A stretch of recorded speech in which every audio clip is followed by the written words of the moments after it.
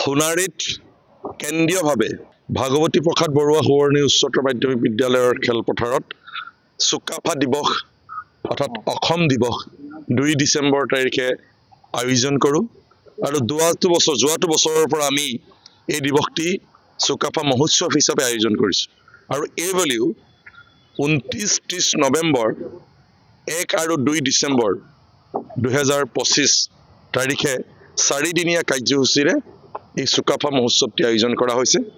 আজি ইয়াৰ লাইখুঁটা স্থাপন কৰা হ'ল। এই মহোৎসৱৰ লগত সংগতি ৰাখি আমি সদৌ অসম ভিত্তিত বিভিন্ন প্ৰতিযোগিতাৰ আয়োজন কৰিছোঁ। ইতিমধ্যেই জুবিন গাৰ্গৰ জীৱন আৰু দৰ্শনৰ ওপৰত সদৌ অসম ভিত্তিত আয়োজন কৰা মহাবিদ্যালয় আৰু বিশ্ববিদ্যালয়ৰ ছাত্ৰ ছাত্ৰীৰ মাজত যি প্ৰতিযোগিতা, সেই প্ৰতিযোগিতা যোৱা 15 তাৰিখে সমাপ্ত হৈছে। 15 নৱেম্বৰ তাৰিখে প্ৰায় শতাধিক ছাত্ৰ ছাত্ৰী আমালৈকে প্ৰবন্ধ পঠিয়াইছে। তাৰ যিবিলাক পুৰস্কাৰপ্ৰাপ্ত প্ৰবন্ধ আমি দুখন এই দিৱসৰ লগত সংগতি ৰাখি কিতাপ প্ৰকাশ কৰিছোঁ, গ্ৰন্থ প্ৰকাশ কৰিছোঁ।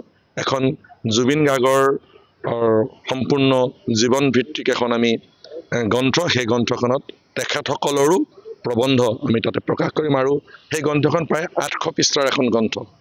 আৰু প্ৰতি বছৰৰ দৰে এই যিখন আমাৰ চুকাফা দিৱসৰ লগত সংগতি ৰাখি প্ৰকাশ কৰা স্মৃতি গ্ৰন্থ, সেইখন তেনেধৰণে এখন স্মৃতি গ্ৰন্থ প্ৰকাশ কৰা হ'ব, অৰ্থাৎ দুখন গ্ৰন্থ প্ৰকাশ হ'ব।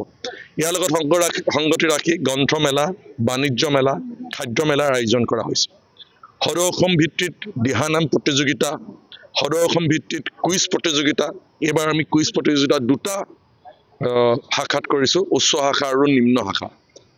সদৌ অসম ভিত্তিত সাজপাৰ প্ৰতিযোগিতা, বিভিন্ন নৃত্য প্ৰতিযোগিতা আৰু জুবিন গাৰ্গৰ স্বৰচিত গীতৰ ওপৰত সদৌ অসম ভিত্তিত প্ৰতিযোগিতা। তেনেধৰণে সদৌ অসম ভিত্তিত বিভিন্ন প্ৰতিযোগিতা আয়োজন কৰা হৈছে।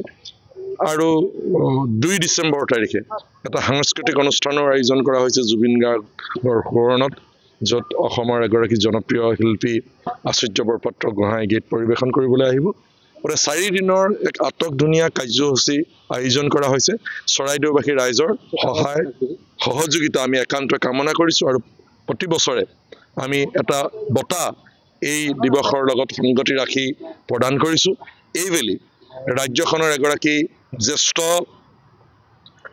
সাহিত্যিক, সাংবাদিক, পূৰ্বতে বাতৰি কাকতৰ মুখ্য সম্পাদকৰ দৰে কাৰ্যনিৰ্বাহক কৰা ব্যক্তি হাইদুৰ হুছেইন ডাঙৰীয়াক আমি এইবাৰৰ চুকাফা বঁটা প্ৰদান কৰিম। আৰু 2 ডিচেম্বৰ তাৰিখে ৰাতিপুৱা আমি ভাবিছোঁ যে 3,000 পৰা 5,000 মানুহৰ অংশগ্ৰহণেৰে জুবিন গাৰ্গৰ যিটো কালজয়ী গীত, যিটো আধুনিক প্ৰাৰ্থনালৈকে ৰূপান্তৰিত হৈছে, সেই গীতটি পৰিৱেশন কৰিম। আমি সকলো ৰাইজক 2 ডিচেম্বৰ তাৰিখে পুৱা 10 বজাত ওলাই আহিবৰ কাৰণে আহ্বান জনাইছোঁ।